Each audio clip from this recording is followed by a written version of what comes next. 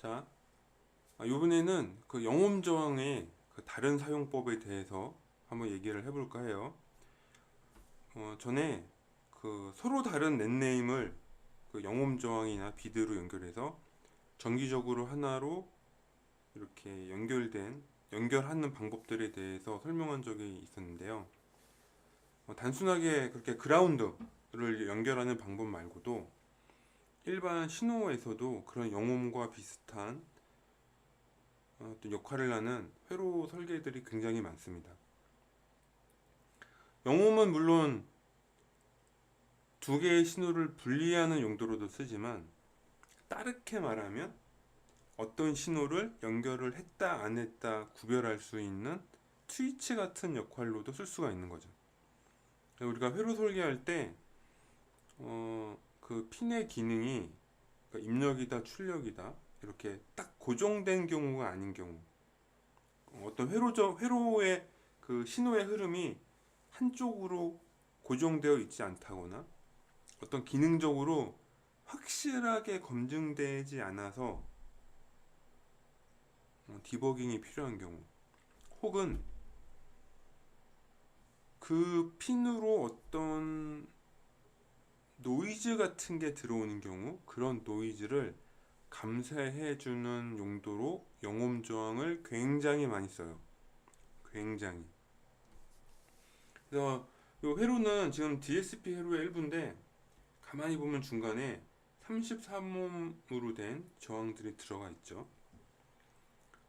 대부분의 전자회로 신호는 전압 원 신호로 나오기 때문에 전압 신호가 중요해요. 그래서 직렬로 저항이 있으면 내가 이 저항을 전압 원을 이용한 전류 원처럼 쓰겠다는 개념인데, 저항값이 너무 작아서 사실 그 효과가 굉장히 미미하거든요.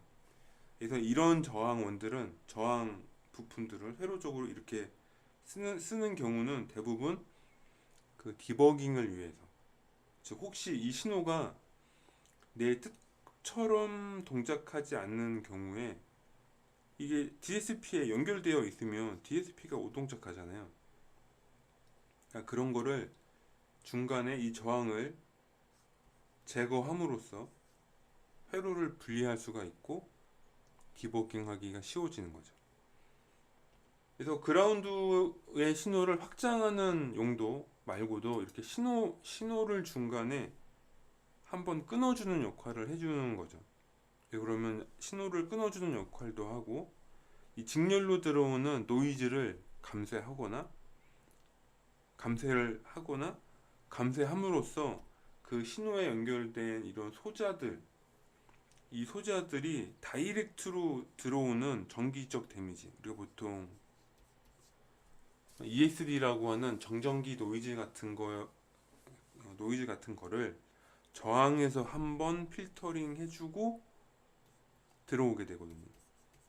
그럼 얘가 상당히 감쇄가 됩니다. 회로에는 물론 효과를 극대화하기 위해서 33옴이나 22옴을 썼지만, 여기에 0옴을 써도 효과가 나타나요.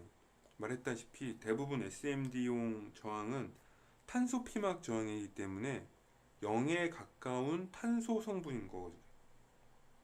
0에 가까운 탄소 성분이거든요. 그래서 0옴이라고 해도 그게 굉장히 고주파성 정전기 노이즈나 이런 고주파 형태의 노이즈 신호들한테는 그게 굉장히 큰 전기적 저항 성분으로 보이거든요. 그래서 굉장히 감쇄가 돼요.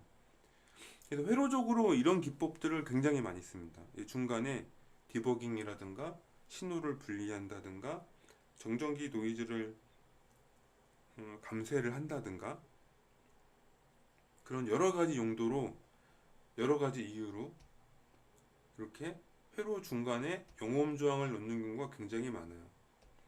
여기도 마찬가지죠. 이렇게, 그러니까 앞서 설명했던 것처럼 전원을 분리하거나 연결하는 용도로도 쓰고, 일반 신호도 역시 연결하거나 분리하는 용도로 씁니다. 이 회로에는 지금 영홈이라고 표현되어 있지만, 이게 또 용도에 따라서 디버깅 하다 보니까 노이즈가 심해서 15음으로 바꿔서 쓸 수도 있는 거고.